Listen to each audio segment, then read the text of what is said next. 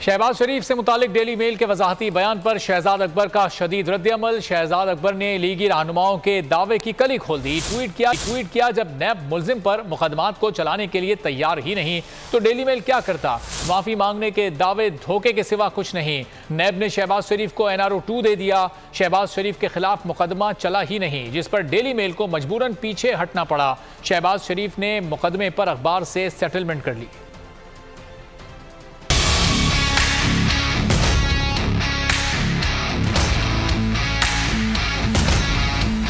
सैलाब जदगान funds corruption scandal. Daily Mail ने शहबाज शरीफ की करप्शन को बेनकाब किया। नैब फिर शरीफ खानदान की मदद को आया। नैब ने शहबाज शरीफ को इस मुकदमे में चार्ज ही नहीं किया। यूं नैब शहबाज शरीफ को रिलीफ दे गया। नैब के तर्ज अमल से डेली मेल को पीछे हटने पर मजबूर होना पड़ा और नैब के पीछे हटने की वजह से अखबार ने शहबाज शरीफ से अखराजात पर सेटलमेंट कर ली। लीगी रहनुमाओं ने दावा कर दिया कि डेली मेल ने माफी मांग ली, लेकिन शहजाद अकबर ने इन दावों की कलई खोल दी। ट्वीट में साफ कह दिया, नैब का शहबाज शरीफ का चार्ज ना करना NRO 2 है। जब नैब ही लेट गया तो डेली मेल क्या करता। ये मुकदमे की सेटलमेंट लगी है।